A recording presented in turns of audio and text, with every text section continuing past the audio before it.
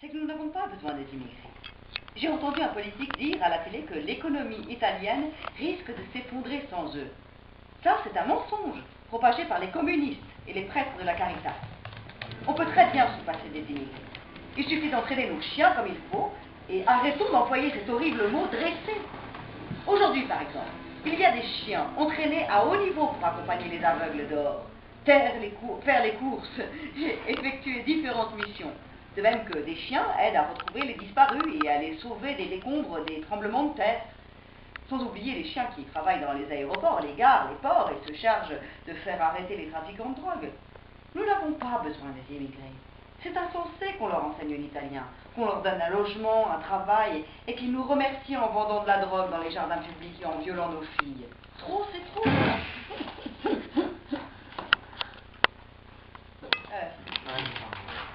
Je ne sais pas. Demandez à la police. Moi, je connaissais bien la victime.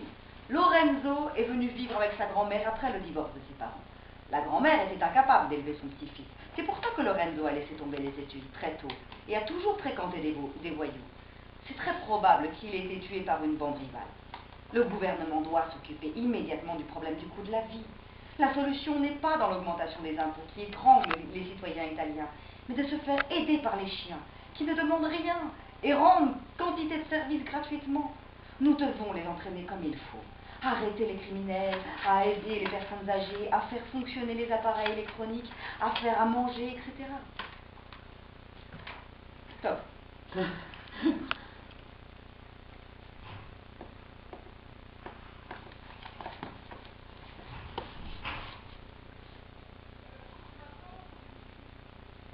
Jeudi 23 mars, 23h45.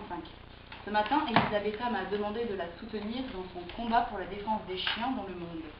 Elle m'a rapporté que les habitants de l'immeuble avaient l'intention de voter un règlement interne qui empêche les chiens d'accéder à l'ascenseur, et que cette loi est dirigée contre le pauvre Valentino.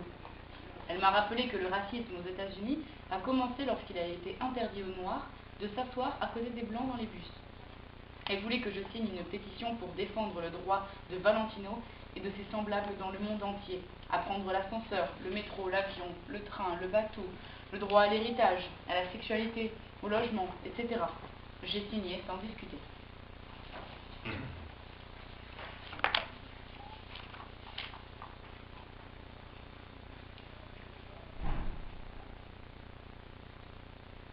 Ah, j'ai oublié une chose importante. Les chiens sont aussi capables de travailler à l'usine sans faire d'histoire, parce qu'ils ne se mettent jamais en grève. Oh non. Le gouvernement ne veut-il pas se débarrasser des syndicats? Ne cherche-t-il pas des travailleurs obéissants qu'il peut licencier sans conséquences judiciaires? Moi, je crois fermement à ce que dit le professeur Marini. Notre problème principal est le sous-développement. Hélas, l'Italie n'est pas un pays civilisé. Moi, je déclare que le moment est venu d'abandonner pour toujours les idées nocives. Les chiens ne sont pas bons qu'à monter la garde. Attention, il y a une analogie entre la disparition d'Amedeo et celle de Valentino. Je pense qu'Amedeo est victime d'un enlèvement. La police doit arrêter la bande de ravisseurs qui séduit Piazza Vittorio.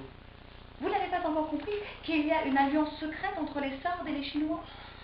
C'est la conclusion à laquelle je suis arrivée après une longue enquête.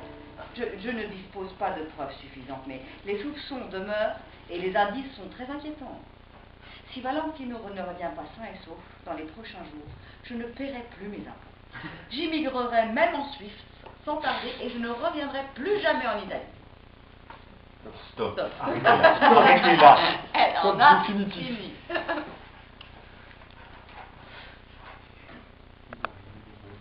Oui, tout à fait. Oui.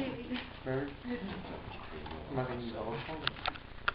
Mercredi 27 août, 22h49. Ce matin, j'ai rencontré Elisabetta. Elle m'a dit qu'elle détenait des preuves irréfutables de l'implication de bandes de ravisseurs sardes dans l'enlèvement de son fils. Il est évident que le caniche a rentré sa vie après la mort de son mari et le départ de son fils unique. Valentino n'est pas un simple chien, mais un compagnon qui la protège de la solitude. Dimanche 20 octobre 23h08. L'état d'Elisabetta empire de jour en jour. Je l'ai vue ce soir marcher pieds nus près du Piazza Vittorio en appelant son chien disparu. Elisabetta me fait de la peine. Comment font les hommes pour s'attacher de cette façon à un animal?